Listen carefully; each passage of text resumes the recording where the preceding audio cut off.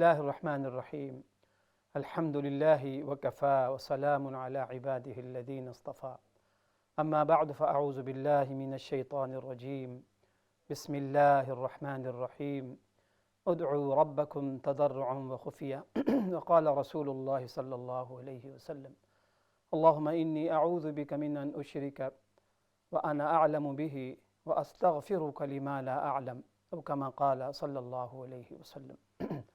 صدق الله المولانا العظيم وصدق رسوله النبي الكريم، ونحن ولا ذلك لمن الشاهدين والشاكرين، والحمد لله رب العالمين. اللهم صل وسلم وبارك على سيدنا ومولانا محمد وعلى آل سيدنا ومولانا محمد عدد خلقك ورضا نفسك وزینة عرشك ومداد كلماتك. جزا اللہ عنا محمدا صلی اللہ علیہ وسلم بما هو اہل. محترم ناظرین و سامعین، السلام علیکم ورحمۃ اللہ وبرکاتہ. پروگرام رحمان کی رحمت میں آپ تمام سننے والوں کو، دیکھنے والوں کو دل کی اتاہ گہرائیوں سے خوش آمدید، خیر مقدم ہے. اللہ پاک سے دعا ہے اللہ کریم آج کی اس نشست کو، ہمارے سننے سنانے کو اپنی بارگاہ میں بے حد قبول و منظور فرمائیں، اور جو کچھ ہم سنیں سنائیں اللہ کریم ہم سب کو عمل کی توفیق عطا فرمائے، آمین یا رب العالمین. ناظرین، یہ شعبان کے آخری ایام ہیں اور یہ مہینہ بھی اختتام کی طرف رواں دوا ہے. اللہ کریم سے دعا ہے کہ اس مہینے کے اندر جتنی خیر و برکت تھی، اللہ کریم ہمیں آپ کو پوری امت کو اس مہینے کے خیر و برکت سے پورا حصہ نصیب فرمائے. اور آنے والے مہینے کے حوالے سے بھی ہمیں دعا کرنی چاہیے، تیاری بھی کرنی چاہیے کہ اللہ پاک ہمیں رمضان کریم کے لیے بھرپور اعمال صالحہ کی توفیق اللہ کریم ہمیں عطا فرمائے. ناظرین، اسکرین پر دعا بھی ہے، اس دعا کو اچھی طرح آپ دیکھ لیں، پڑھ لیں، یاد کر لیں. بڑی مبارک دعا ہے. دعا یہ ہے کہ اللہم انی اعوذ بک ان اشرک بک وانا اعلم واستغفرک لما لا اعلم. کہ اے اللہ، میں آپ کی پناہ چاہتا ہوں کس بات سے؟ کہ میں آپ کے ساتھ شرک کروں، کسی کو شریک کروں، کسی قسم کا شرک کروں آپ کے ساتھ، آپ کی ذات کے ساتھ. لما لا ما وانا اعلم بھی، یعنی جانتے بوجھتے دانستہ طور پہ میں شرک کروں. واستغفرک، اور میں بخشش چاہتا ہوں، معافی چاہتا ہوں، مغفرت چاہتا ہوں ان اعمال کے حوالے سے یا اس شرک کے حوالے سے جسے میں نہیں جانتا، یعنی نادانستہ طور پہ اگر کوئی شرک ہم سے ہوا ہے میں اس کی معافی چاہتا ہوں. میں نے دیکھیں ناظرین عرض کیا ہے کہ دعا رحمت عالم صلی اللہ علیہ وسلم کی جتنی دعائیں ہیں وہ اتنی مبارک ہیں، وہ اتنی بے مثال ہیں، وہ اتنی روحانی، اتنی نورانی ہیں کہ میں نے عرض کیا ہے کہ ایسی دعائیں ایک نبی ہی کی شایع نشان ہے، ایک نبی ہی کر سکتے ہیں ایسی دعا، اتنی جامع دعا. اب اس دعا کے اندر دیکھیں کہ رحمت عالم صلی اللہ علیہ وسلم نے، حالانکہ اب دیکھیں کہ یہ دعا کون مانگ رہا ہے؟ وہ ہستی مانگ رہی ہے دعا اللہ پاک سے جو کہ سارے خیر کا سر چشمہ، توحید کی ساری لہریں اور توحید کی سارا سلسلہ آپ ہی سے شروع ہوا ہے، آپ ہی پر ختم ہے. اور شرک دیکھیں یہ اپوزٹ ورڈ بولا جاتا ہے توحید کے مقابلے. توحید کہتے ہیں اللہ پاک کو ذات و صفات میں یکتا بے مثال ماننا، کہ اس کا کوئی ہمسر نہیں، اس کا کوئی مثل نہیں، کوئی مثال نہیں، کوئی ثانی نہیں. اس کے مقابلے میں شرک لفظ استعمال ہوتا ہے. اور اس دعا کے حوالے سے پوری ایک حدیث موجود ہے. حضرت معقل بن یسار رضی اللہ تعالیٰ عنہ ایک صحابی رسول ہیں صلی اللہ علیہ وسلم. وہ فرماتے ہیں کہ ایک موقع پہ انطلقت مع ابی بکر الصدیق رضی اللہ تعالیٰ عنہ الی النبی صلی اللہ علیہ وسلم، کہ میں ایک مرتبہ ابو بکر صدیق رضی اللہ تعالیٰ عنہ کے ساتھ رحمت عالم صلی اللہ علیہ وسلم کی خدمت میں حاضر ہوا. اس کے بعد رحمت عالم صلی اللہ علیہ وسلم نے ابو بکر رضی اللہ عنہ کو مخاطب کر کے فرمایا کہ یا ابا بکر، اے ابو بکر، للشرک فیکم اخفی من زبیب النمل. اے ابو بکر، تم لوگوں کے اندر شرک کا موجود ہے. اور شرک کیا ہے؟ فرمایا کہ شرک جو ہے چیونٹی کی چال سے بھی زیادہ باریک، پوشیدہ ہے. اتنی پوشیدہ اور اتنی باریک چیز ہے. تو ابو بکر رضی اللہ تعالیٰ عنہ نے تعجب سے ارشاد فرمایا، عرض کیا کہ اللہ کے نبی صلی اللہ علیہ وسلم، حل الشرک الا من جعل اللہ الہا آخر، کہ اللہ پاک کے علاوہ کسی اور کو معبود ماننے کے علاوہ بھی شرک کی کوئی اور قسم ہے؟ تو آپ نے ارشاد فرمایا کہ والذی نفسی بیدی، اے ابو بکر اللہ کی قسم، اس ذات کی قسم جس کے قبض قدرت میں میری جان ہے۔ پھر آپ نے فرمایا کہ لَلشِّرْكُ أَخْفَى مِن ذَبِيبِ النَّمْلِ، شرک اتنی باریک چیز ہے کہ جو اب دیکھیں نا چیونٹی، اس کا خود وجود کتنا مختصر سا ہوتا ہے، اور پھر وہ چونٹی کی چال، اللہ اکبر، وہ کتنی ایک مخفی اور پوشیدہ چیز ہے اور ہلکی چیز ہے۔ تو آپ نے فرمایا کہ جس طریقے سے چیونٹی کی چال کو سننا بہت مشکل ہے، چیونٹی کو محسوس کرنا بڑی پھر اس کی چال، اس کے پاؤں سے جو چال چلتی ہے تو کتنی باریک ہوتی ہے، کتنی ہلکی اس کی آواز ہوگی، اس سے بھی زیادہ خفی ہے شرک۔ اب اندازہ لگائیں۔ اور پھر آپ نے ابو بکر رضی اللہ تعالیٰ عنہ کو فرمایا کہ اے ابو بکر، اگر تم اگر تم یہ دعا پڑھو تو اس دعا کے ذریعے سے ذہب عنک، تمہارے اندر سے شرک دور ہو جائے گا، چاہے وہ قلیل ہو یا کثیر ہو۔ یہ صحیح حدیث کی روایت ہے۔ پھر وہ دعا، آپ نے یہ دعا پڑھ کے بتائی کہ اللہم انی اعوذ بک ان اشرک بک وانا اعلم واستغفرک لما لا اعلم، کہ اے ابو بکر اگر تم یہ دعا پڑھو، یہ دعا مانگو اللہ پاک سے، تو اللہ پاک اس دعا کی برکت سے تمہارے اندر سے شرک کو دور کر دے گا۔ تو یہ تو دعا ہے ناظرین کہ بڑی پیاری دعا، کہ اس میں اللہ کے نبی صلی اللہ علیہ وسلم، آپ دیکھیں نا دعا کون مانگ رہا ہے اور کس کو؟ صدیق رضی اللہ تعالیٰ عنہ، کہ فرمایا گیا کہ انبیاء علیہ السلام کے بعد ارحم امتی بامتی ابو بکر، پوری امت کے اندر انبیاء علیہ السلام کے بعد سب سے بڑی ہستی، سب سے بڑی جن کی فضیلت ہے، جن کے مناقب ہیں، جن کا رتبہ ہے، جن کا مرتبہ مقام ہے، وہ ابو بکر رضی اللہ تعالیٰ رحمت عالم صلی اللہ علیہ وسلم۔ حالانکہ دیکھیں صحابہ کرام کے بارے میں شائبہ بھی نہیں ہو سکتا کسی کے ذہن میں کہ نعوذ معاذ اللہ صحابہ کرام میں سے وہ بھی ابو بکر رضی اللہ تعالیٰ عنہ خلفائے راشدین میں سے خلیفہ اول ہیں، عشرہ مبشرہ میں سے ہیں، بے شمار بشارتیں جن کے حوالے سے حدیث میں آئیں، ان کے بارے میں یہ شائبہ بھی نہیں ہو سکتا کہ ان کے اندر شرک کی کوئی بھی قسم موجود ہوگی۔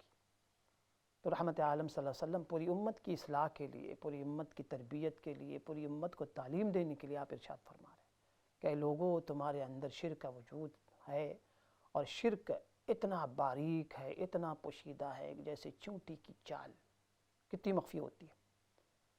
اور یہی وجہ ہے کہ دیکھیں ہم لوگ مستقل الحمدللہ ایک صورت ہے قرآن کریم کی، مستقل ہم پڑھتے ہیں سورہ اخلاص۔ شاید ہی ایسا کوئی شخص ہوگا، کوئی بندہ، کوئی بندی ہوگی جسے سورہ اخلاص یاد نہ ہو۔ ایک موقع پہ مشرکین مکہ نے رحمت عالم صلی اللہ علیہ وسلم سے مطالبہ کیا کہ آپ اللہ پاک کا تذکرہ کرتے ہیں، کبھی آپ اپنے اللہ کا تعارف تو کرائیں کہ اللہ پاک کیسا ہے، اللہ پاک کا تعارف کیا ہے۔ تو اس کے جواب میں یہ صورت ناظرین نازل ہوئی، اور یہ 4 آیتوں پر مشتمل یہ صورت سورہ اخلاص جس کو کہتے ہیں۔ اور ان 4 آیتوں کے اندر، یعنی سورہ اخلاص کے اندر، انتہائی جامع انداز میں توحید کی جو تعریف کی گئی ہے، اللہ پاک کی وحدانیت کی، اور اللہ پاک کا جو تعارف کرایا خود اللہ پاک نے، کہ شرک کی 4 قسمیں بڑی بڑی ہو سکتی تھیں، ان 4 قسموں کو رد کیا ہے اس صورت کے اندر۔ فرمایا کہ قل کہہ دیجئے هو اللہ احد، کہ اللہ پاک ہر لحاظ سے یکتا ہے۔ یہاں مفتی تقی عثمانی صاحب حفظہ اللہ نے بڑی پیاری اس کی تشریح اور تفسیر بیان کی ہے کہ یہاں صرف یہ کہنا کہ اللہ تعالیٰ اکیلا ہے، ایک ہے، احد کا پورا معنی واضح نہیں ہو پاتا، کیونکہ جو ہماری زبانیں ہیں نا، اردو زبان یا کوئی بھی زبان ہو سوائے عربی کے، اس کا دامن بہت تنگ ہے۔ احد کا ترجمہ ایک لفظ میں نہیں ہو سکتا اردو زبان میں، کسی بھی زبان میں۔ تو حضرت نے یہ ترجمہ کیا ہے کہ اللہ پاک ہر لحاظ سے یکتا ہے، اکیلا ہے، ہر لحاظ سے، نہ اس کا کوئی حصہ ہے، نہ اس کا کوئی پارٹنر ہے، نہ اس کا کوئی شریک ہے، نہ اس کا کوئی سہیم ہے، ہر لحاظ سے اللہ پاک اکیلا ہے، یکتا ہے۔ تو اس آیت سے نفی ہوئی، رد کیا گیا ان لوگوں کو جو بہت سے خداؤں کو مانتے ہیں، جو بہت سے خداؤں کے قائل ہیں، بہت سے معبودوں کے قائل ہیں، ان کو رد ہے، ان کی تردید ہے کہ آپ کہہ دیجئے کہ اللہ یکتا ہے ہر لحاظ۔ اللہ الصمد، دوسری آیت میں رد کیا گیا ان لوگوں کو جو اللہ پاک کو ماننے کے باوجود کسی کو مشکل کشا، کسی کو حاجت روا، کسی کو دستگیر، کسی کو غریب نواز، یہ ان لوگوں کو رد کیا ہے، چونکہ مشرکین مکہ بھی اللہ کو تو مانتے تھے، ساتھ میں شرک کرتے تھے، اللہ کے ساتھ بہت سے بزرگوں کو انہوں نے معبود بنا رکھا تھا، لات، عزا، حبل، یہ بڑے بڑے ان کے، حبل سب سے بڑا ان کا وہ تھا، معبود تھا، اختیارات انہوں نے دے رکھے تھے۔ ان لوگوں کی تردید ہے جو اللہ پاک کو ماننے کے باوجود دوسرے معبودوں کے قائل ہیں۔ لم یلد ولم یولد میں ان لوگوں کی تردید کی گئی ہے، رد کیا گیا ہے جو اللہ پاک کی بیٹیاں اور بیٹا میں ماننے کے قائل تھے۔ مشرکین مکہ فرشتوں کو اللہ پاک کی بیٹیاں مانتے تھے، عیسیٰ علیہ السلام کو بیٹا مانا جاتا تھا، عزیر علیہ السلام کو بیٹا مانا جاتا تھا، ان کی تردید کی گئی کہ لم یلد ولم یولد، اللہ کی کوئی اولاد نہیں ہے، نہ اللہ پاک کسی کی اولاد ہے، ولم یکن لہ کفوا احد، اور اس آخری چوتھی آیت میں ان لوگوں کو رد کیا گیا ہے جو لوگ اللہ پاک کی صفات میں کسی اور کو شریک کرتے ہیں، کسی اور کو سہیم مانتے ہیں، اللہ تعالیٰ کے اختیارات میں کسی کو شریک مانتے ہیں۔ تو گویا شرک کی جتنی بڑی قسمیں ہو سکتی تھیں، 4 قسمیں باطل، اس کو قرآن نے باطل قرار دیا، اور اس کے مقابلے میں اخلاص، اس صورت کا نام ہی اخلاص ہے، حقیقی جو توحید اس کو ثابت کیا، وہ اس صورت کے اندر اللہ پاک نے واضح۔ یہی وجہ ہے کہ اس صورت کو سورہ اخلاص، اور اس کی اتنی فضیلت ہے ناظرین، یہ پورے قرآن کا ایک تہائی ہے۔ کیوں؟ اس لیے کہ پورے قرآن میں زیادہ تر 3 عقیدوں پر بات کی گئی، توحید، رسالت اور آخرت، اور اس صورت کے اندر توحید کو نہایت ہی عمدہ انداز میں، انتہائی جامع انداز میں بیان کیا گیا ہے۔ یہی وجہ ہے کہ اس صورت کو 1/3 آف دا قرآن کہتے ہیں، کہ جو شخص 3 مرتبہ سورہ اخلاص کی تلاوت کر لے، اس کو پوری قرآن مجید کا پڑھنے کا ثواب ملتا ہے۔ تو بہرحال آج میں جو عرض کر رہا ہوں وہ شرک کے حوالے سے ہمارے ساتھ حضرت مولانا بھی تشریف فرما ہے، مولانا مفتی صاحب، مفتی سیف اللہ صاحب حفظہ اللہ، وہ بھی اس دعا کے حوالے سے آپ کے سامنے عرض کریں گے انشاءاللہ تعالیٰ۔ تو دعا یہ ہے، اللہم انی اعوذ بک، اے اللہ میں آپ کی پناہ چاہتا ہوں، آپ کی پناہ میں آنا چاہتا ہوں، آپ کی پناہ چاہتا ہوں، من ان اشرک بک، اے اللہ کہ میں آپ کے ساتھ کسی کو شریک کروں۔ عموماً ہمارے یہاں ناظرین شرک کے بس ایک ہی قسمیں سمجھی جاتی کہ جی ماشاءاللہ ہم لوگ بہت موحد ہیں، توحید والے ہیں، کہ اللہ کے حوالے سے ہم کسی کو بیٹا اور بیٹی نہیں مانتے۔ یہ شرک کی جو قسم الحمدللہ یہ بالکل مستحضر ہمارے ذہنوں میں رہتی ہے، اور یہ بہت بڑی غلط فہمی ہے۔ ہم سمجھتے ہیں کہ بس شرک سارا اسی میں ہے کہ ایک آدمی اللہ کی ذات میں کسی کو شریک کرے، حالانکہ اس کے علاوہ بھی شرک کی قسمیں ہیں، ابھی میں نے آپ کے سامنے عرض کیا 4 بڑی قسمیں، اور یہ قسمیں آج پوری امت میں الا ماشاء اللہ، ہمارے یہاں آپ چلے جائیں، ہمارے ملکوں میں اتنی کثرت کے ساتھ شرک ہو رہا ہوتا ہے، یعنی کوئی توحید کا معیار ہی نہیں رہا، اور یہ وجہ ہے کہ ہماری تباہی بربادی کی بہت سی وجوہات ہیں۔ ایک بڑی وجہ ناظرین، ایک بڑی وجہ کہ ہمارا عقیدہ توحید صاف شفاف نہیں ہے، اس کے اندر ملاوٹ آ گئی۔ ایک طرف ہم توحید کے قائل بھی ہیں الحمدللہ، ہم سے کوئی پوچھے تو ہم کہتے ہیں کہ ہم توحید والے ہیں، ہم اکیلے ایک اللہ کو ماننے والے ہیں، لیکن عملی طور پہ ہمارا جو اللہ اکبر طرز عمل اور خاندانی جو سلسلہ چلا آ رہا ہوتا ہے، مزاروں پہ جانا اور پھر مزاروں پہ جا کے سجدہ کرنا، اور پھر ایسی ایسی رسمیں جو ہمارے یہاں موجود ہیں، گھوڑوں کی پرستش ہو رہی ہوتی ہے محرم کے مہینے میں، اور بھی بہت سی چیزیں ہمارے یہاں جو ہے، طرح طرح کے اللہ اکبر رسومات، خرافات رائج۔ تو اللہ کرے رمضان سے قبل ناظرین ہمیں جہاں رمضان کی تیاری میں ایک یہ بھی تیاری ہونی چاہیے کہ ہم اپنے عقیدوں کی نظر ثانی کریں، 2 رکعت صلاۃ التوبہ پڑھ کے اللہ پاک سے دعا بھی کریں کہ اللہ جانے انجانے میں جو شرک ہم سے ہو رہا یا ہوا، اس کی ہم معذرت معافی ہم چاہتے ہیں، اور آئندہ کے لیے غور کریں کہاں کہاں شرکی اعمال ہم کر رہے ہوتے ہیں، اس سے سچی توبہ کریں۔ جی مفتی صاحب۔ السلام علیکم ورحمۃ اللہ وبرکاتہ۔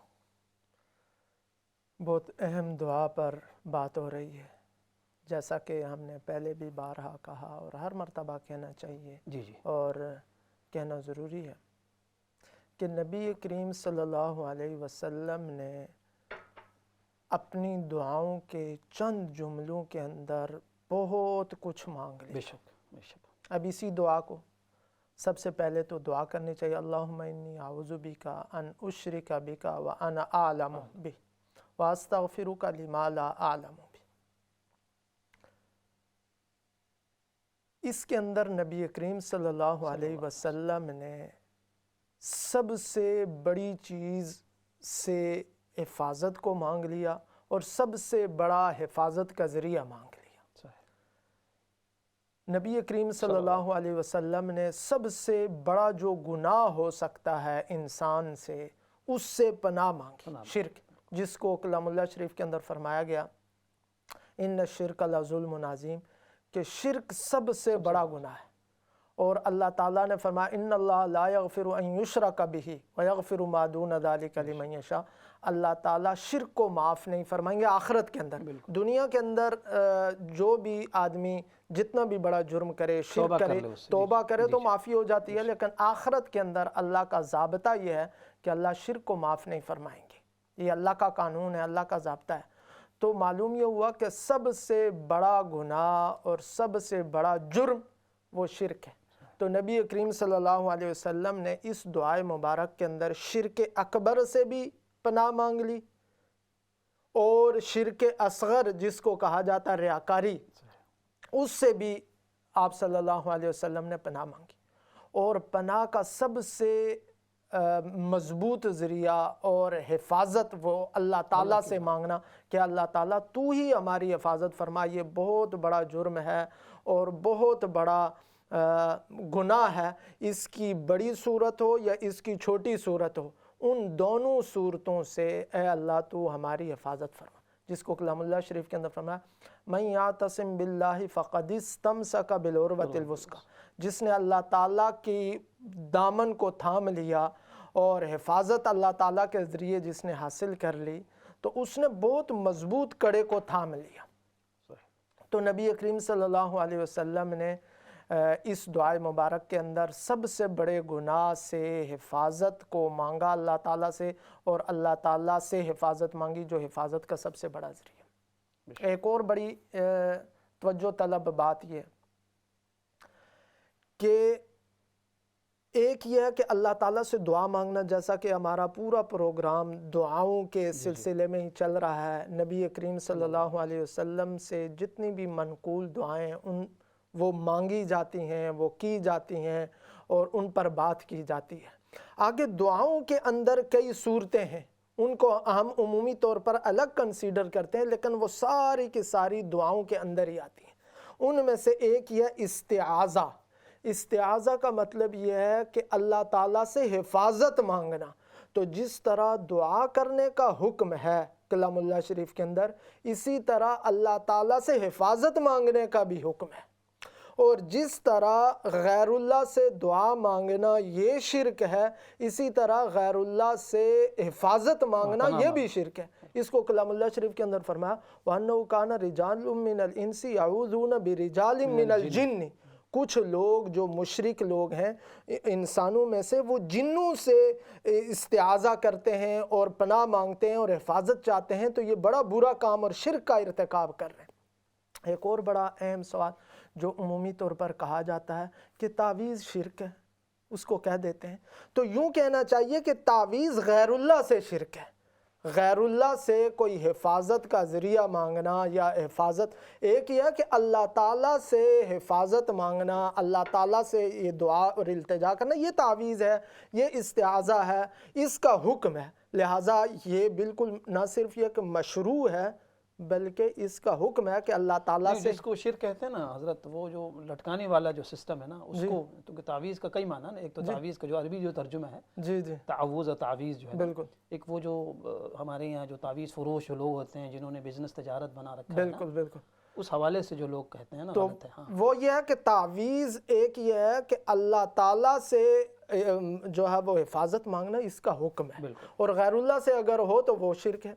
تو ایک ہے استعاذہ، اور اسی کے ساتھ ایک ہے استعانہ۔ استعانہ کا مطلب یہ ہے کہ اللہ تعالیٰ سے مدد مانگنا، تو اس کا بھی حکم ہے ایاک نعبد و ایاک نستعین، ہم تیری ہی عبادت کرتے ہیں اور تجھ ہی سے مدد مانگتے ہیں۔ اور ایک ہے استغاثہ، فریاد کرنا، یا حی یا قیوم برحمتک نستغیث، اے حی اور قیوم ہم تجھ سے ہی اپنی فریاد کرتے ہیں، تو ہماری مدد فرما۔ اور ایک ہے استغفار، اسی دعائے مبارک کے اندر استغفار۔ استغفار کا مطلب یہ ہے کہ اپنے گناہوں کی بخشش چاہنا۔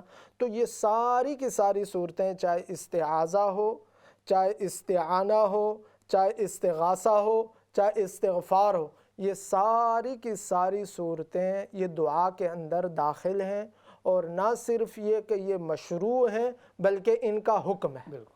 تو اس دعائے مبارک کے اندر نبی کریم صلی اللہ علیہ وسلم نے اللہ تعالیٰ سے حفاظت مانگی ہے اور تعلیم دی ہے، حفاظت مانگنے کی تعلیم دی ہے، ارشاد کیا ہے کہ اللہ تعالیٰ سے ہم حفاظت مانگے کہ ہم اللہ کے ساتھ شریک کریں جس کو جان بوجھ کر۔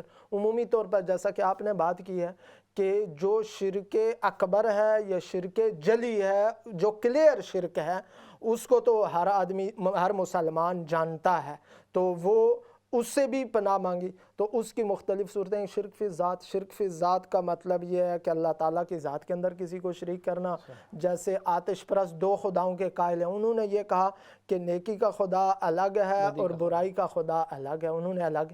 اور عیسائی جو ہے وہ تثلیث کے قائل ہیں، 3 خداؤں کے قائل ہیں، اور مشرکین تو لاتعداد خداؤں کے قائل ہیں، بت پرست جو ہر چیز کو۔ تو وہ شرک کی پہلی قسم، شرک فی ذات۔ پھر شرک فی صفات کے اندر یہ ہے کہ کسی اور کو یہ جاننا کہ وہ اللہ کی طرح ہر چیز پر قادر ہے، علیم ہے، اللہ کی طرح رازق ہے، اللہ تعالیٰ کی طرح رازق ہے اور اس کو قدرت ہے، یہ شرک فی صفات ہے۔ شرک فی السمع کہ اللہ کی طرح ہر کسی کو جاننا کہ وہ اللہ کی طرح ہر بات سن سکتا ہے۔ ایک یہ ہے کہ اللہ نے اپنی کچھ صفات انسانوں کو بھی عطا کی ہیں، جیسے سننے کی اور دیکھنے کی، یہ صفات ہیں، لیکن انسانوں کی ساری صفات وہ لمیٹڈ ہیں، لمیٹڈ ہے اور گفٹڈ ہے، گفٹڈ ہیں، اللہ کی طرف سے عطائی ہیں۔ اور جو اللہ کی صفات ہیں وہ اللہ کی ذاتی ہیں اور لامحدود ہیں، ان کی کوئی لمٹ نہیں۔ اللہ تعالیٰ ہر بات کو، ہر وقت، ہر کسی کی بات کو ہر جگہ سے سنتا ہے، اور انسان کی جتنی بھی صفات ہیں یہ ساری کی ساری محدود ہیں۔ تو اگر انسانوں کے اندر یہ کوئی کسی کے بارے میں عقیدہ رکھتا ہے کہ وہ شخص اللہ کے علاوہ کوئی بھی شخص ہو، اس کے بارے میں جو یہ عقیدہ رکھے گا تو یہ شرک فی صفات ہے۔ اور اس کے علاوہ شرک فی العبادت کہ اللہ کے علاوہ کسی اور کو سجدہ کرنا، یا کسی اور کے نام کی نظر نیاز دینا، یا کسی اور کے نام کا روزہ رکھنا، یا کسی اور کے گھر کا طواف کرنا، یہ یا کسی اور کو پکارنا، کسی کو پکارنا، تو یہ ساری کی ساری یہ شرک میں شامل ہے اور شرک ہے۔ ان سے اس دعائے مبارک کے اندر پناہ مانگی گئی۔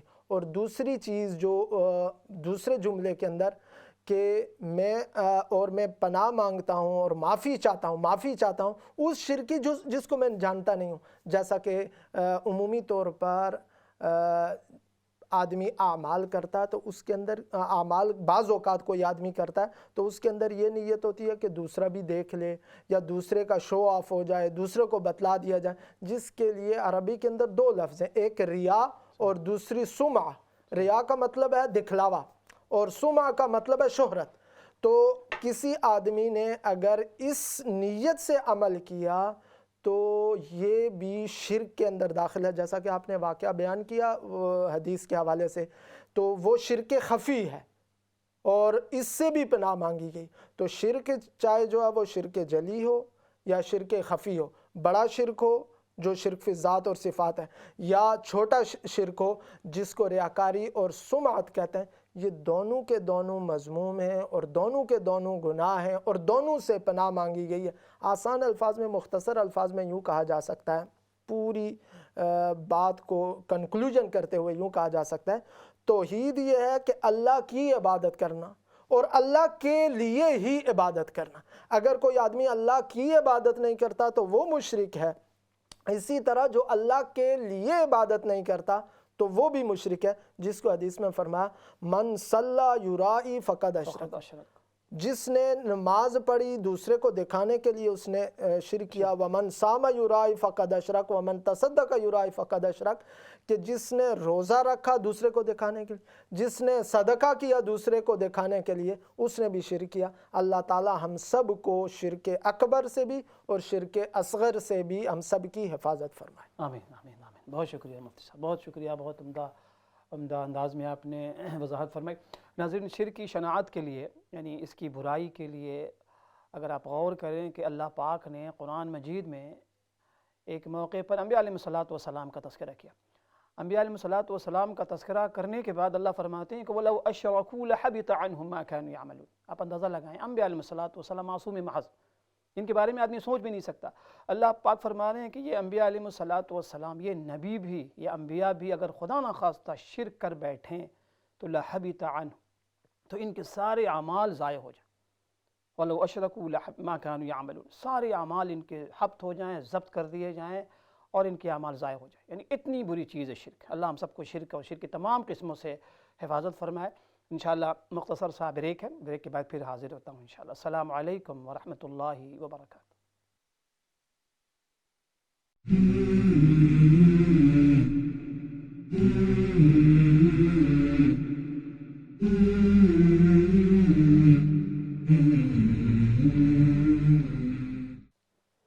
بسم اللہ الرحمن الرحیم.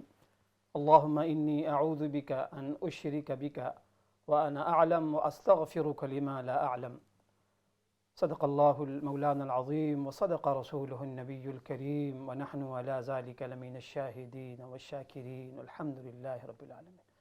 محترم ناظرین و سامعین، السلام علیکم ورحمۃ اللہ وبرکاتہ. پروگرام رحمان کی رحمت میں اب تمام دیکھنے والوں کو، سننے والوں کو خوش آمدید ہے.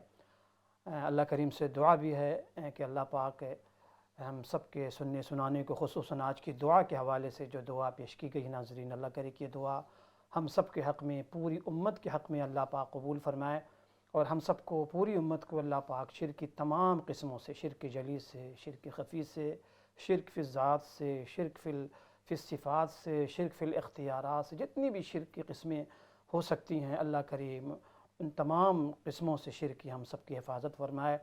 اور جانے انجانے میں اگر ہم میں سے کسی سے بھی شرک کا صدور ہو گیا ہے، شرک والا گناہ ہو گیا ہے، کیونکہ توبہ سے تو ہر گناہ معاف ہے، تو اللہ کریم ہم سب کے نادانستہ طور پہ جو شرک ہوئے یا دانستہ طور پہ شرک ہو گئے ہیں، اللہ معاف فرمائے. تو ہمارے ساتھ ناظرین ایک کال بھی ہے، کالر سے باتیں کرتے ہیں. جی السلام علیکم ورحمۃ اللہ.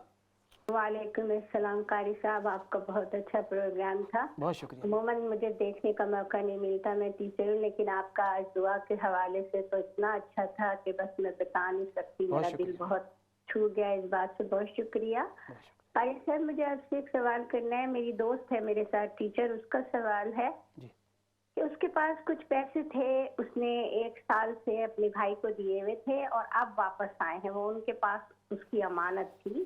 دوسرا یہ ہے کہ زیور بھی اس کے پاس نہیں تھا، اس نے اپنے بیٹے کو دیا ہوا تھا کچھ مسئلے میں اور اب واپس آیا ہے. تو اب وہ کیا کرے اس سلسلے میں؟ زکوٰۃ کے حوالے سے دونوں کے بارے میں آپ بتا دیجیے مہربانی سے. بہت شکریہ، بہت شکریہ جی، جزاکم اللہ خیر. اور کال ہے؟ ٹھیک ہے میری بہن، آپ نے سوال یہ کیا ہے کہ آپ کے کچھ پیسے تھے جو آپ کی جو فرینڈ تھیں، انہوں نے اب پیسے جو ہے اپنے بھائی کو دیے ہوئے تھے اور وہ پیسے اب واپس آئے ہیں. تو دیکھیں، پیسے جو ہیں ظاہر ہے کہ اگر کوئی شخص صاحب نصاب ہے، چاہے اس کے پاس پیسے موجود ہوں یا اس نے کسی اور کو دیے ہوئے ہوں، تو جو صاحب مال ہے زکوٰۃ اس پر واجب ہے.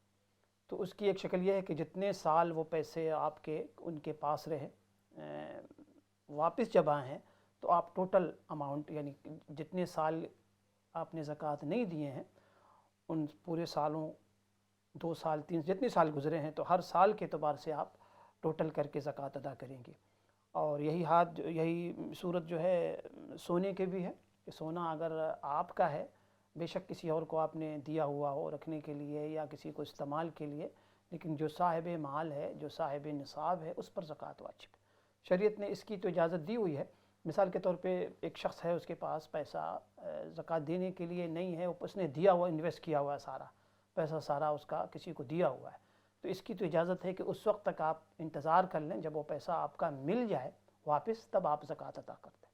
مفتی صاحب اس حوالے سے مزید جی بالکل آپ نے صحیح فرمایا کہ جس آدمی نے اپنا مال کسی دوسرے کو دیا ہوا ہے تو اس کی زکوٰۃ بالکل فرض ہوگی اسی پر جو مالک ہے. جیسا کہ البتہ تھوڑا سا فرق یہ ہے، اگر امانت ہے تو پھر تو اس آدمی پر زکوٰۃ اسی وقت فرض ہوگی جب جو ہی سال گزرے گا، کیونکہ امانت کے اندر تو جب یہ لینا چاہے تو یہ ایسا ہی ہے جیسا کہ اس کے پاس ہے، یا جیسا کہ بینک کے اندر رکھی ہوئی ہے، بینک کے اندر بھی امانت ہی ہوتی ہے، تو یہ گویا کہ اکاؤنٹ میں رکھی ہوئی ہے۔ البتہ کسی کو اگر قرض دیا ہوا ہے اور لانگ ٹرم کے لیے قرض ہے تو ایسی صورت میں یہ ہے کہ جب ابھی اگر زکوٰۃ ادا کرنا چاہے تو بھی کر سکتا ہے، لیکن جب ملے گا تو پھر تمام سالوں کی زکوٰۃ ادا کرے گا، جیسا کہ آپ نے کہا۔ تو ان دونوں صورتوں میں شارٹ ورڈز میں ان دونوں صورتوں میں ان بہن پر زکوٰۃ ادا لازم ہوگی۔ اور جتنی سال کی زکوٰۃ کے معاملے میں دیکھیں ہماری یہاں واقعی بڑی کوتاہی ہوتی ہے۔ ایک مرتبہ میرا سفر ہوا ایک شہر میں، تو ایک جگہ ہم بیٹھے ہوئے تھے کچھ لوگ، تو وہیں لوگوں کے حالات پر گفتگو ہو رہی تھی کہ بڑی خستہ حالی ہے، بدحالی ہے۔ اس شہر کے ایک بہت ہی نامور ہستی وہ بھی تشریف فرما تھے، تو انہوں نے بڑی اچھی بات کہی کہ امام صاحب اصل میں مسئلہ یہ ہے کہ ہمارے شہر میں اتنے رئیس لوگ رہتے ہیں، اتنے متمول لوگ رہتے ہیں، صاحب مال، بزنس والے، تاجر لوگ رہتے ہیں، لیکن مسئلہ یہ ہے کہ زکوٰۃ کے حوالے سے ہماری یہاں بڑی کوتاہی۔ اگر وہ لوگ جو صاحب نصاب ہیں اگر اچھی طرح زکوٰۃ ادا کر دینا تو پورے شہر سے غربت دور ہو جائے، پورے شہر سے بدحالی دور، ہر شہر کا تقریباً الا ماشاء اللہ یہی حال ہے کہ اگر ہم زکوٰۃ، عموماً لوگ کیا کرتے ہیں بڑے بڑے، یعنی سب کی بات نہیں کر رہا ہوں، زیادہ تر ہماری یہی صورتحال ہے، لوگ اندازے سے دیتے رہتے ہیں پورے سال، 100 پاؤنڈ، 200 پاؤنڈ، 400 پاؤنڈ۔ زکوٰۃ یقین جانیے کہ زکوٰۃ فرض ہے نماز کی طرح، روزے کی طرح، صاحب استطاعت پر حج کی طرح۔ اس میں ذاتی ہو جائے تو کوئی حرج نہیں، لیکن ایک پینی کی بھی کسی نے اگر کمی کی تو اللہ نہ خدا نہ خواستہ، اللہ نہ کرے، اس کی گرفت ہو سکتی ہے، پکڑ ہو سکتی ہے، چونکہ یہ فرض ہے۔ صدقہ آپ خدا نہ خواستہ پوری زندگی نہ دیں، کوئی پکڑ نہیں، صدقہ پوری زندگی آپ نہ دیں، پکڑ نہیں، چونکہ صدقہ فرض نہیں ہے، صدقہ دینا چاہیے، صدقہ کے بارے میں ترغیب دی گئی ہے، انکریجمنٹ کیا گیا ہے، لیکن زکوٰۃ فرض ہے، زکوٰۃ فرض ہے۔ اس لیے میں کہتا ہوں کہ دیکھیں جب سال گزر جائے تو اگر جیولری ہمارے پاس ہے تو آپ کسی جیولر کے پاس جائیں اور اس کا وزن کرائیں، ایگزیکٹلی وزن، پھر اس کا جو اس وقت کا جو ریٹ ہے، جس دن آپ نے وزن کروایا جو ریٹ ہے اس کے مطابق اس جیولر سے کہیں کہ آپ 2.5% نکال دیں، بتا دیں فگر، اندازے سے نہیں، کیونکہ ظاہر ہے کہ سونے کی قیمت بڑھتی رہتی ہے، اوپر نیچے ہوتی رہتی ہے۔ اب ایک آدمی سوچے کہ 5 سال پہلے ہم نے جو زکوٰۃ دی تھی وہی نہیں ہے، ایسا نہ کریں، ہر سال اثر نو اس کا وزن کرائیں، اس کا فگر پتہ کریں کہ آج کی ریٹ میں 2.5% کتنا بنتا ہے۔ اسی طرح آپ نے انویسٹمنٹ کیا ہوا ہے، مسائل پوچھیں۔ رمضان کی تیاری میں سے ایک یہ بھی تیاری ہونی چاہیے ناظرین کہ روزے کے اور زکوٰۃ کے مسائل سیکھیں، روزے کا کیا مسئلہ ہے، things which break your fast, وہ کون سے اعمال ہیں جس سے روزہ ٹوٹ جاتا ہے، روزہ مکروہ ہو جاتا ہے، وہ کون سی چیزیں ہیں، ان کون سی چیزوں پر زکوٰۃ واجب و فرض ہے، اس کا مسئلہ پوچھیں۔ ایک اور کالر ہمارے ساتھ ہیں، ان کو بھی شامل کرتے ہیں۔ السلام علیکم ورحمۃ اللہ۔ وعلیکم السلام مفتی صاحب، میں آپ کو تکلیف دے رہی ہوں دوبارہ، میں ٹیچر ہوں، آج آف ہوں۔ میرا دوسرا سوال اپنے حوالے سے تھا جو میں آپ کو بتا نہیں سکی کہ بچے چھوٹے ہیں ابھی، تو باؤنڈ لے کر ان کی فیوچر کے لیے اور کوئی ہے نہیں، میں نے ان کو فکس کر دیا ہے، اور کچھ منی ان کے فیوچر کی، مطلب یہ بہت چھوٹے ہیں 9, 10 اور پتہ نہیں میں رہوں نہیں، یہ تو اللہ کو پتہ، تو میں نے وہ بھی فکس کر دیے ہیں، تو اس پر کیا کرنا چاہیے یہ بھی آپ پلیز نظر ثانی کر دیں، مہربان۔ بہت شکریہ میری بہن، جزاکم اللہ خیر، بہت شکریہ۔ مفتی صاحب یہ مسئلہ میری بہن نے دوبارہ پوچھا ہے، دوبارہ ایک مسئلہ کہ بچے چھوٹے ہیں اور ظاہر ہے کہ نیت بہت اچھی ہے ماشاءاللہ کہ بچوں کو فیوچر کے حوالے سے کچھ پیسے جمع رہے ہیں، بچے اس کا استعمال کر سکیں، بچوں کے کام آئے، لیکن یہ جو باؤنڈ ہے، باؤنڈ جو ہے، اور یا جو فکس ڈپوزٹ ہمارے بینکوں میں بھی ہوتا ہے، ظاہر ہے کہ اس کی تو شرعاً اس کی اجازت نہیں ہے فکس ڈپوزٹ وغیرہ، کہ آپ اس حوالے سے کچھ روشنی ڈالیں۔ جو انہوں نے سوال پوچھا ہے اس کی 2 صورتیں اور 2 نوعیتیں بنتی ہیں۔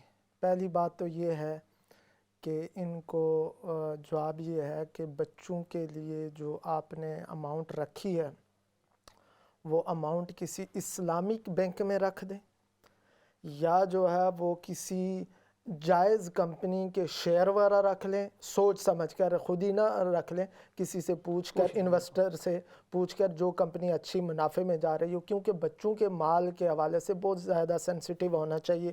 تو ماشاءاللہ بچوں کے ساتھ خیر خواہی کر رہی ہیں، تو اسلامی بینک ہو یا کوئی بھی جائز کمپنی ہو، جیسے پیٹرول کمپنیز ہوتی ہیں یا اور کمپنیز ہوتی ہیں، یہ ڈپارٹمنٹل سٹورز ہیں، یہ بھی ٹھیک ہیں، تو ان کے شیئرز اگر لے کر رکھ لیں تو بعد میں شیئرز انکریز ہو جائیں گے، ان کی قیمت، تو بچوں کا نفع ہو جائے گا۔ پہلی بات تو یہ ہے، یعنی فکس ڈپازٹ جو انٹرسٹ بیس پر ہوتا ہے اس کے بجائے اسلامی بینک میں یا جائز کمپنی میں آ جائے تو بالکل ٹھیک ہو جائے گا۔ ایک تو یہ بچوں کے ساتھ خیر خواہی کریں اور اچھی طرح ہو کہ انہیں جائز منافع ملے بعد میں۔ دوسری بات جو ان سے ریلیٹڈ ہے، ان کے سوال سے، وہ یہ پوچھنا چاہتی ہیں کہ اس پر زکوٰۃ ہوگی یا نہیں۔ تو بچوں کے مال پر انہوں نے بچوں کو مال دے دیا ہے اور ان کے نام کر دیا ہے تو اس پر زکوٰۃ نہیں ہوگی انٹل بچے 15 سال کے ہو گئے، عمومی طور پر بالغ ہو جائیں۔ عمومی طور پر جو ہے نا یہاں پر بچوں کو 20-25 سال تک بچہ ہی سمجھا جاتا ہے، ایسی بات نہیں ہے۔ شریعت کی نظر میں جب وہ 15 سال کا ہو جائے تو وہ بالغ ہے، ہمارے ساتھ ہے، اس کو بھی لے لیتے تو اس کی زکوٰۃ دیں گے۔ ٹھیک ہے، بالکل جی۔ السلام علیکم ورحمۃ اللہ۔ کالر السلام علیکم جی۔ وعلیکم السلام ورحمۃ اللہ۔ آپ کا پروگرام ماشاءاللہ بہت بہترین پروگرام ہے، بہت ہی اچھا، اور آپ لوگوں کو انداز بھی بہت اچھا ہے پیش کرنے کا، بریلینٹ ماشاءاللہ۔ بہت خوشی ہوئی، میں پہلی دفعہ آپ کا پروگرام دیکھ رہی ہوں، اس سے پہلے میں نے نہیں دیکھا۔ اللہ تعالیٰ آپ لوگوں کے علم اور عمل میں برکت عطا فرمائے۔ بہت شکریہ میری بہن۔ مجھے میرے 2-3 سوال ہیں۔ پہلا سوال تو یہ ہے کہ جب انسان دنیا سے چلا جاتا ہے اور ان کی اولاد ان کی قبر میں جاتے ہیں تو کیا مرحوم جو ہیں وہ سنتے ہیں کہ اور ان پہچانتے ہیں کہ کون آیا؟ اور دوسری چیز یہ ہے کہ کیا سورہ فاتحہ اور سورہ اخلاص وغیرہ قبر میں پڑھنی چاہیے؟ یہ تو پہلا سوال ہے۔ اور دوسرا سوال یہ ہے کہ جو پریمیم بانڈ ہوتے ہیں کیا وہ حلال ہیں؟ جی یہ میرے دو۔ اور دوسری چیز یہ ہے کہ گھر میں خواتین قرآن پاک وغیرہ پڑھ کے مرحوموں کو اس کا ثواب پہنچا سکتی ہیں؟ یہ میرے سوال ہیں۔ بہت شکریہ میری بہن، بہت بہت شکریہ آپ کی ہمت افزائی اور حوصلہ افزائی کے۔ اللہ کریم آپ کو بھی بہت جزائے خیر عطا فرمائے، بہت بہت شکریہ۔ جی مفتی صاحب، اس سے پہلے جو سوال تھا آپ نے بتا دیا کہ جو فکس ڈپازٹ ہے جو بینکوں میں کیے جاتے ہیں اس میں تو کوئی گنجائش نہیں، وہ حرام ہے، کیونکہ بینک کا بیس ہی سود پر ہے، انٹرسٹ پر ہے۔ تو بینک کے اندر فکس ڈپازٹ سے اجتناب کرنا چاہیے۔ اس کے مقابل میں مد مقابل دوسری بہت سی جو کمپنیاں ہیں، جائز کمپنیاں ہیں یا اسلامک بینک، یعنی جو بھی کام کریں ہوش و حواس میں کریں، صرف دنیا کا بینیفٹ سامنے نہ رکھیں، اخروی نقصانات کو بھی سامنے رکھیں کہ خدا نخواستہ اس سے ڈبل یا ٹپل اور 100 ٹائمز مور کیوں نہ کوئی دے دے، لیکن خدا نخواستہ آخرت ہماری خراب نہ ہو جائے، اللہ اس کے رسول صلی اللہ علیہ وسلم کے غیظ و غضب کا موجب نہ ہو جائے ہمارا عمل۔ یہ سب سے بڑی ہمدردی بچوں کے ساتھ بھی ہے میری بہن، کہ ان کی آخرت کی خرابی کا ہم ذریعہ نہ بنائیں۔ اب لوگ کرتے ہیں مورگیج مکان لے رہے ہیں، 1 2 5 بچے ہیں تو 5 مکان 10 مکان، نیت بہت اچھی ہے، نیت بہت اچھی ہے، ارادہ بہت اچھا ہے، بچوں کی بہت ہمدردی ہم کر رہے ہوتے ہیں بظاہر، لیکن بچوں کی دنیاوی ہمدردی کے آڑ میں ان کی آخرت ہم خراب کر رہے ہوتے ہیں، اپنے آپ کو مصیبت میں ہم ڈال رہے ہوتے ہیں، مورگیج سود انٹرسٹ کا سارا نظام ہو کر۔ اسی طرح دیکھیں جائز بہت سی کمپنیاں ہیں، آپ سرچ کریں، بہت سی جائز کمپنیاں، بینک ہیں، اسلامک بینک، ان میں آپ لگائیں اور پھر ان کا جو ہے نفع نقصان چونکہ دونوں ہوتا ہے، سود اور دیکھیں منافع میں فرق یہ ہے، منافع کہتے ہیں کبھی نفع ہوا کبھی نقصان ہوا، اور سود میں چونکہ فکس ہو جاتی ہے ایک چیز کہ نہیں اتنا ہمیں ملنا ہی ہے، تو اس سے اجتناب کرنا چاہیے۔ اس کے بعد میری بہن نے ایک سوال کیا ہے، اس سوال کے کئی حصے ہیں۔ پہلا سوال یہ تھا، مفتی صاحب فرما رہی ہیں کہ جب ہم اپنے مرحومین کے لیے ان کے قبروں پر جاتے ہیں قبرستان میں تو کیا وہ سنتے ہیں؟ ہم جب ان کو سلام کرتے ہیں یا ہم جب ان کے پاس جاتے ہیں؟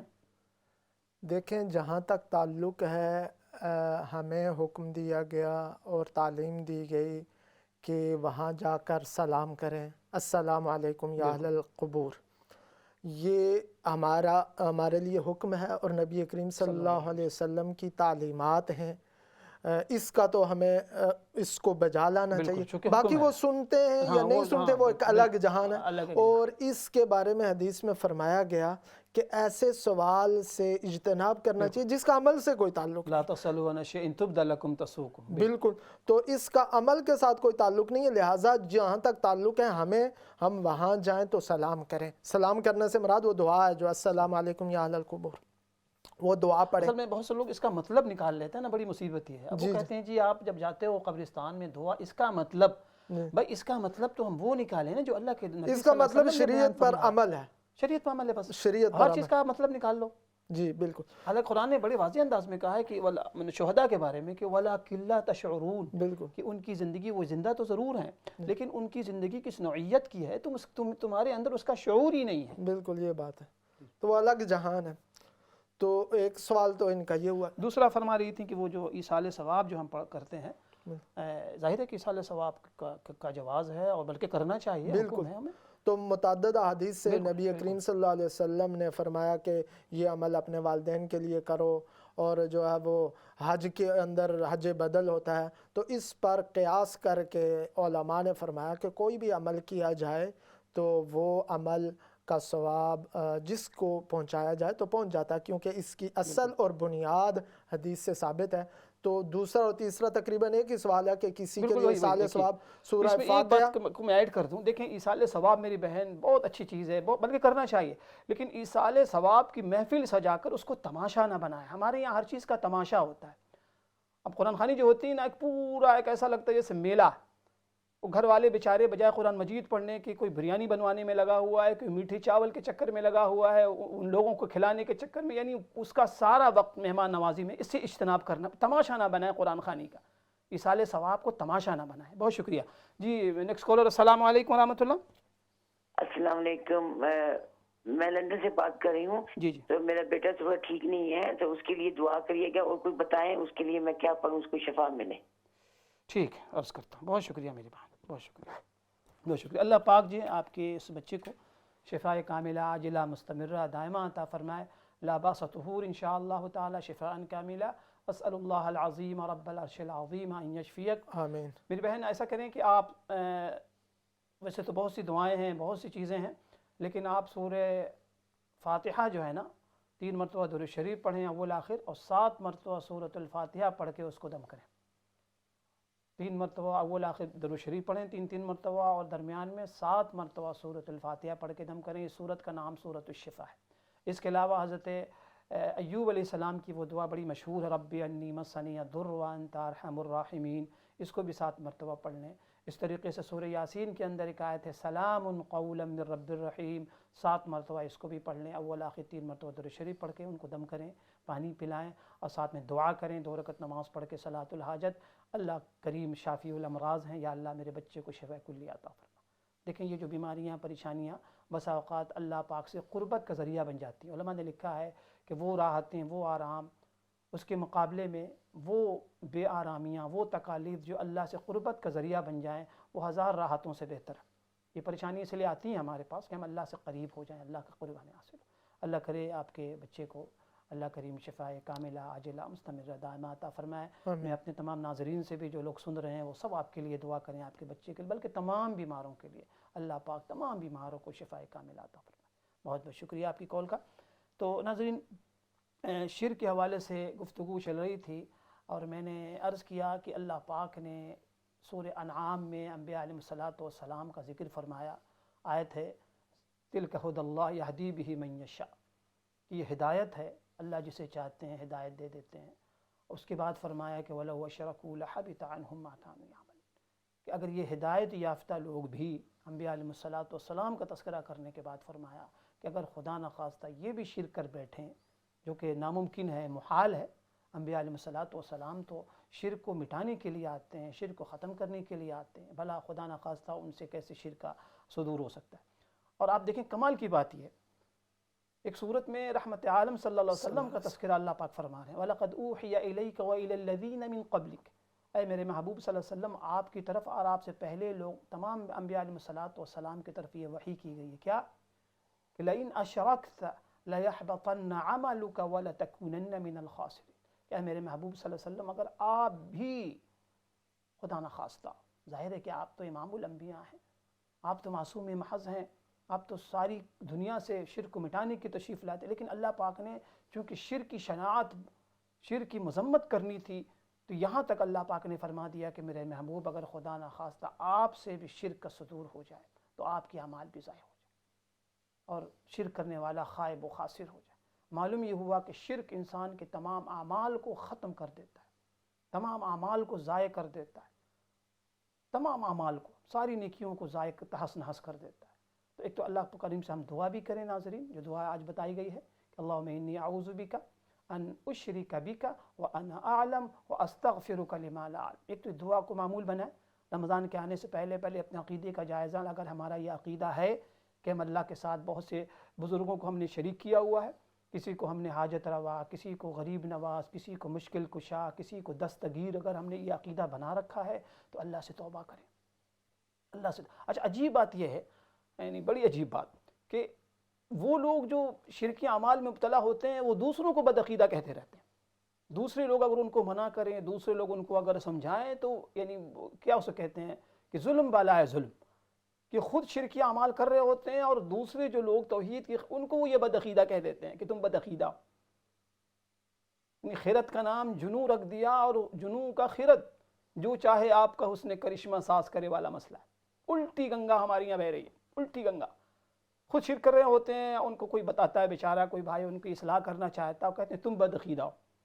اس لیے علماء نے لکھا ہے کہ دیکھیں، بدعمل سے بدعمل آدمی کی اصلاح بہت آسان ہوتی ہے، ممکن ہے، کیونکہ بدعمل آدمی خدا نخواستہ کوئی شراب پینے والا شراب پیتا ہے نا، یہ سمجھ کے پی رہا ہوتا ہے کہ یہ حرام ہے، یہ غلط ہے۔ جوا کھیلنے والا، جتنے بھی گناہ کر رہے لوگ ہوتے ہیں، بدعمل لوگ، ان کی اصلاح ممکن ہے، لیکن بدعقیدہ انسان کی اصلاح بہت مشکل ہے، الا ماشاء اللہ یہ کہ اللہ پاک چاہے۔ کیونکہ بدعقیدہ آدمی جو بدعقیدگی کر رہا ہوتا ہے، شرک والا انسان جب شرک کر رہا ہوتا ہے نا، تو اس کو عین عبادت سمجھ کے کر رہا ہوتا ہے۔ وہ شرک سے روکنے والوں کو کہہ دے گا کہ تم گستاخی رسول ہو، تم بدعقیدہ ہو، تم بدعمل ہو، تم بے دین ہو، الٹا ہوتا ہے۔ تو اس لیے اللہ پاک سے دعا کرنی چاہیے۔ میں نے دیکھیں پہلے بھی عرض کیا ہے، آج بھی عرض کر رہا ہوں کہ ایسے وہ تمام لوگ جو کسی بدعقیدگی میں مبتلا ہیں، بدعملی میں مبتلا ہیں، بد نظری میں مبتلا ہیں، بد فکری میں مبتلا ہیں، تو وہ بھی ہمارے بھائی ہیں۔ ان سے نفرت کرنا شریعت نے نہیں سکھایا کہ آپ خدا نخواستہ ان کو کافر کہنے لگیں، مشرک کہنے لگیں، نہیں، وہ ہمارے بھائی ہیں۔ ہم ان کے لیے دعا کریں گے، ہم ان کی اصلاح کی پوری کوشش کریں گے، ہم ان کو اپنے سے بدتر نہیں سمجھیں گے، اپنے آپ کو ان سے افضل نہیں سمجھیں گے۔ کیا پتہ ہمارا خاتمہ کس حال پہ ہو۔ ہماری یہاں اصل میں انتہا پسندی شروع ہو جاتی ہے۔ جو ساتھ کہتے تھے اگر تم کسی کو کسی بھی برائی مبتلا دیکھو تو اس کو بیمار کنسیڈر کیا کرو۔ اب بیماروں سے محبت کی جاتی ہے، نفرت نہیں۔ بیماروں کے ساتھ تیمارداری کی جاتی ہے، بیماروں کی خدمت کی جاتی ہے، بیماروں کا علاج کیا جاتا ہے۔ بیماروں سے نفرت کرو گے تو کیسے کام چلے گا؟ تو جتنے دنیا میں ایسے لوگ ہیں جو شرک مبتلا ہیں، ان سے ہم محبت کے ساتھ پیش آئیں، ان کے ساتھ اچھا برتاؤ کریں، ان کے لیے ہم دعا کریں کہ یا اللہ یہ بھی ہمارے بھائی ہیں، کلمہ گو بھائی، یا اللہ ان کو شرک سے، ان کو کفر سے، ان کو فسق سے، ان کو فسوق سے، ان کو شرک کی تمام قسموں سے، ان کے لیے ہم دعا بھی کریں گے اور کوشش بھی کریں۔ یہ نہیں کہ ہم ان سے نفرت کریں، ان کو برا بلا کہیں، اپنے آپ کو جنتی کہیں، ان کو جہنمی، نہیں، یہ شریعت کا مزاج نہیں ہے۔ تو بہرحال اللہ پاک سے یہ دعا بھی ہے ناظرین، رمضان کی چونکہ آمد ہے، اور ابھی سے تیاری، ایک یہ بھی تیاری کریں کہ دیکھیں کہیں شرکی اعمال تو نہیں ہو رہے ہیں، کوئی ناراض ہے گھر میں، رشتہ داروں میں، ان کو راضی کریں، کسی پر ظلم اگر کیا ہے تو اس سے معافی مانگ لیں۔ کیا خیال ہے مفتی صاحب، رمضان کی چونکہ آمد ہے، اس کی تیاری میں یہ بھی شامل ہونا چاہیے نا؟ بالکل، رمضان تو ایک ٹریننگ کا مہینہ ہے، اور بڑی خوبصورت کسی نے بات کی ہے کہ جس طرح آدمی کا رمضان گزرتا ہے اسی طرح پورا سال گزرتا ہے۔ تو رمضان ایک بہترین موقع ہے، ابھی سے ہم تیاری شروع کریں، اور رمضان کے اندر گناہوں سے اپنے آپ کو بچائیں۔ صوم کا مطلب ہے رک جانا، تو رک جانا پہلا درجہ یہ ہے کہ کھانے پینے سے رک جانا دن کے ٹائم، جو ایک ٹائم ہے، اسپیسیفک ٹائم، اور دوسرا حقیقی مقصد لعلکم تتقون کا یہ ہے کہ اللہ کی ہر نافرمانی سے رک جانا۔ اللہ تعالیٰ ہم سب کو حقیقی معنی میں رمضان کا احترام اور اہتمام کی توفیق عطا فرمائے۔ آمین آمین آمین، بہت شکریہ۔ تو ناظرین، آج کی اس دعا کے حوالے سے بھی، دعا جو ہے اس کو میں نے عرض کیا ہے کہ دعا ایک خود مستقل عبادت ہے۔ رمضان کریم کے اندر دعاؤں کا بھی ایک معمول ہے، دعا پڑھنے کے ساتھ ساتھ دعا مانگنے کا معمول ہے کہ آدمی دعا ایسے مانگے جیسے کوئی منگتا اللہ پاک سے کچھ مانگ رہا ہوتا ہے، کوئی منگتا مانگ رہا ہوتا ہے، یعنی شکل شباہت بھی اسی انداز کے ہو، الفاظ آداب بھی ہوں دعا کے، اور توبہ استغفار بھی آدمی کرے، کثرت استغفار اور توبہ۔ توبہ کا مطلب بھی علماء نے لکھا ہے کہ توبہ کہتے ہیں کہ عملی طور پہ کہ انسان اس بات کا اللہ پاک سے وعدہ کرے کہ اللہ اب اس گناہ کے قریب میں نہیں آؤں گا۔ اور اگر حقوق العباد کے حوالے سے جو بے احتیاطیاں ہم سے ہوئی ہیں، ان کی تلافی کرے. کسی کا اگر مال لیا ہوا ہے تو اس کو مال ادا کرے یا اس کو راضی کر لے، اس سے مہلت لے لے. ماں باپ اگر ناراض ہیں، شوہر ناراض ہیں، بیوی ناراض ہیں، بچے ناراض ہیں، تو اس بات کی پوری کوشش، چونکہ حقوق العباد کا مسئلہ ناظرین بہت سنگین، بہت سینسٹیو. ابھی وقت ہے ہمارے پاس، 2-3 دن ہے. آئیے اس بات کی تیاری کا پورا ارادہ کرتے ہیں. اللہ پاک سے 2 رکعت نماز صلاۃ التوبہ ضرور پڑھیں اور اپنے پچھلے تمام گناہوں کی معافی مانگیں کہ میرے اللہ، رمضان کریم خیر و برکت کا مہینہ آنے والا ہے، اس مہینے کی خیر و برکت سے پورا حصہ ہمیں عطا ہو. اس کے لیے ضروری ہے کہ آپ کا معاملہ درست ہو جائے، بندوں سے بھی، اللہ سے بھی، کیونکہ اللہ پاک جب ہی راضی ہوتا ہے جو بندے حقوق العباد کا خیال کرتے ہیں. اس سے کوئی شخص ناراض نہ ہو. ماں باپ ناراض ہوں، ان سے راضی کیجیے. نمازیں اگر قضا ہیں ان کا بھی سے ارادہ کیجیے کہ انشاءاللہ قضا نماز ادا کریں گے. جو روزے چھوٹے ہوئے ہیں ان کو ادا کریں گے. زکوٰۃ اگر رہ گئی ہے تو ان کو انشاءاللہ پورا کریں گے. کسی قسم کی حق تلفی کسی سے اگر ہم نے کی ہے تو اس کی ہم تلافی کریں، اس سے معافی مانگیں. تو ان آداب کے ساتھ اگر انشاءاللہ ہم رمضان گزاریں گے تو پھر دیکھیے انشاءاللہ رمضان میں کس طریقے سے ہم عبادات سے محظوظ ہوتے ہیں. تو انشاءاللہ پھر رمضان کے بعد انشاءاللہ یہ پروگرام دوبارہ ہم آپ کی خدمت میں لے کے حاضر ہوں گے. اپنا اور اپنے ارد گرد تمام لوگوں کا خیال رکھیے گا. السلام علیکم ورحمۃ اللہ وبرکاتہ.